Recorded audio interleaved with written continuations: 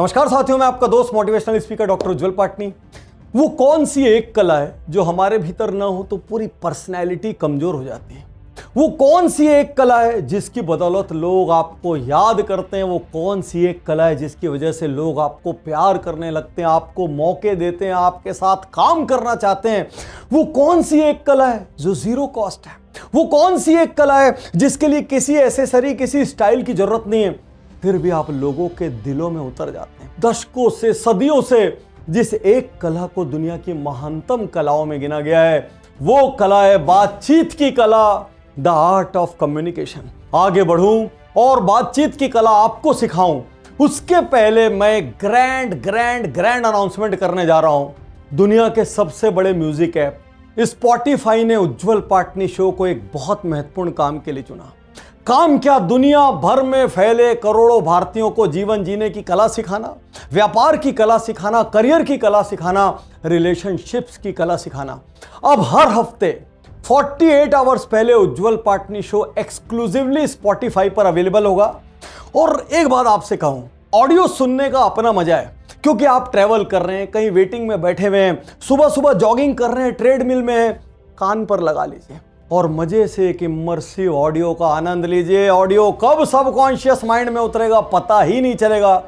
यदि अब तक आपने स्पॉटिफाई ऐप डाउनलोड नहीं किया है तो तुरंत स्पॉटिफाई ऐप डाउनलोड करें और हर हफ्ते तैयार हो जाएं 48 आवर्स पहले उज्जवल पाटनी शो स्पॉटिफाई पर सुनने के लिए।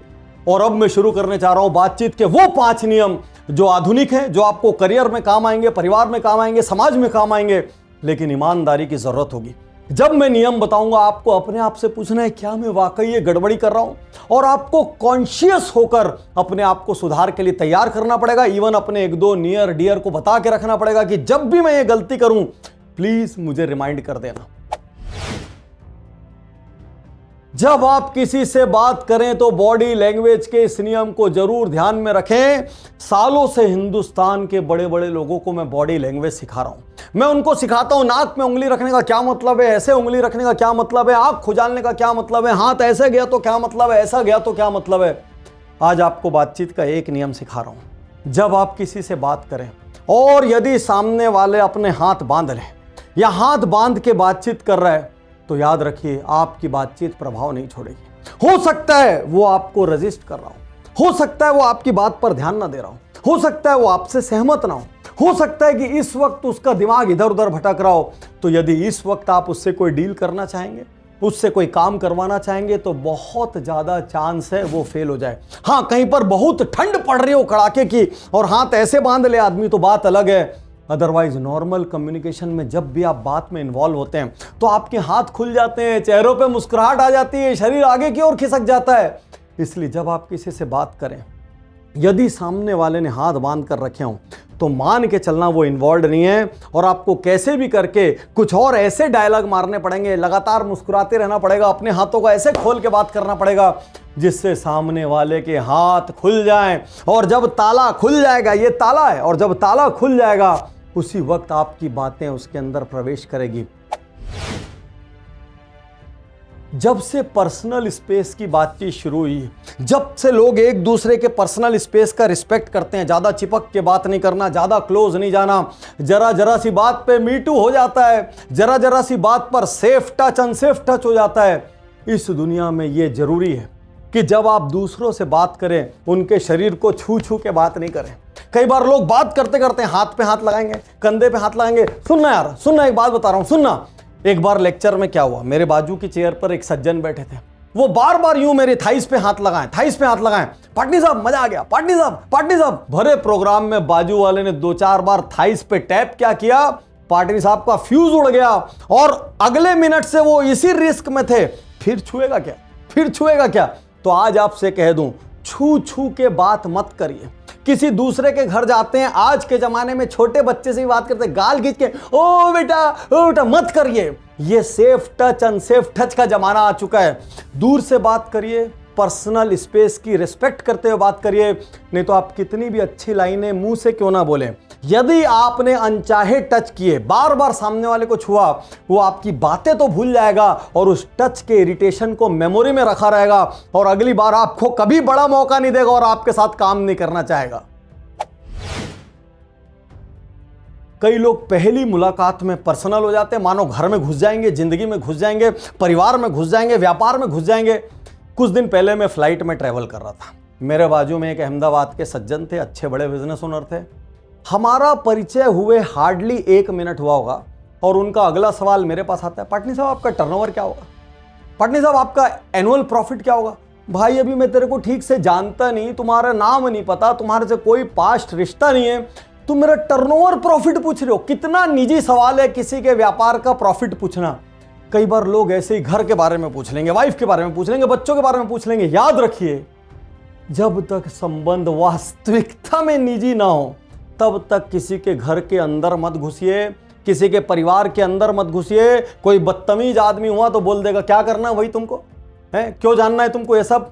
जब तक वास्तविकता में संबंध निजी ना हो, निजी सवाल ना पूछें। जैसे जैसे हम आधुनिक होते चले जा रहे हैं वैसे वैसे सबकी सेंसिटिविटी बढ़ गई है, वैसे वैसे लोग थोड़ी थोड़ी बात पे ऑब्जेक्ट करने लग गए हैं, वैसे लोग थोड़ी थोड़ी बातों पे राय बनाने लग गए हैं और जजमेंटल होने लग गए हैं। थोड़ी सी गलती से आपका एक नेगेटिव जजमेंट हो जाएगा। पहले रिश्तों को मैच्योर करिए, ट्रूली करीब जाइए और धीरे धीरे निजी जीवन में उतरिए। अक्सर लोगों को आप पाएंगे बात करते करते उनके मोबाइल पर नोटिफिकेशंस आते रहते हैं और वो हर 1-2 मिनट में मोबाइल यूं सामने देखते रहते हैं। सामने बातचीत में टेबल पर मोबाइल रख देंगे, कुछ वक्त सामने वाले की तरफ देखेंगे, फिर मोबाइल देखेंगे, सामने वाले की तरफ देखेंगे, फिर मोबाइल देखेंगे, उंगलियां मोबाइल पर खेलती रहेंगी। गलत है। इससे सामने वाले को यह संदेश जाता है कि आप उसको महत्व नहीं दे रहे, उसको यह संदेश जाता है कि आप फोकस्ड नहीं है। हो सकता है आपने पूरी बात सुनी हो लेकिन उसको यह मैसेज जाता है कि आपने शायद उसकी बात पर ध्यान नहीं दिया। यदि वास्तविकता में आपको कोई इंपॉर्टेंट कॉल, मैसेज, नोटिफिकेशन आने वाला है तो पहले से सामने वाले को बता दीजिए मेरा बीच में एक इंपॉर्टेंट मैसेज आएगा, हो सकता है मुझे 1-2 बार मोबाइल खोलना पड़े, प्लीज इसको माइंड मत कीजिएगा। सामने वाला वेल इन्फॉर्म्ड रहेगा, वो आपकी तारीफ करेगा उल्टा इस बात के लिए और माइंड नहीं करेगा। याद रखिए, बातचीत के बीच में बार बार मोबाइल जब आप खोलते हैं, लोग थोड़े दिन बाद आपसे मिलने की जगह ये बेहतर समझते हैं कि आपको फोन लगा लिया जाए। और आज का आखिरी नियम, आधुनिक बातचीत की कला का सबसे दमदार, सबसे पावरफुल, सबसे सीक्रेट नियम, ऐसा नियम जो बिल्कुल लास्ट बॉल पे जीत दिलाने वाला छक्का है, वो बताऊं उसके पहले आपको इस बुक से मिला दूं। यूं तो अधिकांश लोग इस बुक के बारे में जानते हैं। मेरी पहली कृति थी सफल वक्ता सफल व्यक्ति। यदि आपको पब्लिक स्पीकिंग में मास्टरी करनी है, 10 के सामने बोलना है, 100 के सामने बोलना है, 1000 के सामने बोलना है, यदि आपको बातचीत की कला सीखनी है, यदि आपको एंकरिंग की कला सीखनी है, यदि आपको ग्रुप डिस्कशन सीखना है, कुछ भी सीखना हो, तो इंडियन इतिहास में पब्लिक स्पीकिंग पर सबसे ज्यादा बिकने वाली ये बुक है, सबसे ज्यादा भाषाओं में ट्रांसलेट हुई है। सफल वक्ता सफल व्यक्ति जरूर पढ़ें, एक एक करके। इसमें हर चीज का डेमो दिया गया, एग्जांपल दिया गया, एक एक चैप्टर पढ़ते जाए, प्रैक्टिस करते जाएं, एक एक चैप्टर पढ़ते जाए, प्रैक्टिस करते जाएं। इस बुक के बाद आपको पब्लिक स्पीकिंग के लिए किसी और चीज की जरूरत नहीं पड़ेगी। नीचे कमेंट बॉक्स में लिंक दिया गया है, लिंक पर क्लिक करें, ये बुक लें। और यदि आप आज तक पब्लिक स्पीकिंग से या कम्युनिकेशन के नाम से घबराते रहें, समझिए सफल वक्ता सफल व्यक्ति आपकी सबसे बड़ी दोस्त बनके आपको इस दिक्कत से निकालेगी। हर बातचीत का अंत ऐसा करें जिसमें तारीफ हो, पहली क्लोजिंग। क्यों? क्योंकि तारीफ ही एक ऐसा इमोशन है जो फ्री है, जिसको आदमी कभी नहीं भूल सकता और जिसकी भी तारीफ करो उसके चेहरे पर यूं मुस्कुराहट आ जाती है। तो हर बातचीत के अंत में पहली क्लोजिंग क्या होगी? पहली ऑफलाइन क्लोजिंग, यानी कि फेस टू फेस क्लोजिंग। आज आपसे मिलके मजा आ गया, मैंने आपके बारे में जैसा सुना था उससे ज्यादा आपको पाया। आज आपकी बात सुन के ऐसा लग रहा है घर जाऊं और सारी जिंदगी को रिस्टार्ट करूं। आज आपकी बात सुन के मेरे मन के बहुत सारे डाउट्स क्लियर हुए। आपके साथ 10 मिनट ही बिताया हूं, ऐसा लग रहा है 1 महीने की एनर्जी मिल गई। इस तरीके की कोई भी ऐसी लाइन जो सामने वाले को गुदगुदा दे, खुशी से भर दे और वो आपको याद रखे। क्योंकि इंसान सिर्फ 2 चीजों को याद रखता है, जब कोई उसकी बढ़िया तारीफ करता है और जब कोई उसकी बढ़िया बुराई करता है। तो बढ़िया बुराई बातचीत की कला में बिल्कुल क्रॉस है, लेकिन बढ़िया तारीफ हर इंपॉर्टेंट बातचीत की पहली क्लोजिंग होनी चाहिए। लेकिन पाटनी साहब आपने तो डबल क्लोजिंग बोला था। दूसरी क्लोजिंग क्यों? क्योंकि हो सकता है 1-2 दिन के बाद वो आपको भूल जाए, हो सकता है आप उतने पावरफुल नहीं हो सकता है आप उतने रिसोर्सफुल नहीं हो सकता है आप उतने बड़े ना हो कि वो उस मुलाकात को याद रखे, हो सकता है उसकी और भी बहुत सारे लोग तारीफ करते हो। तो फाइनल सिक्सर मारने के लिए, उसके दिलो दिमाग के अंदर घुसने के लिए उस दिन या अगले 2-3 दिन के भीतर या अगले 1 हफ्ते में एक व्हाट्सएप जरूर भेजें। वही व्हाट्सएप जो बीमारी है, वही व्हाट्सएप इस वक्त सबसे बड़ा एसेट होगा।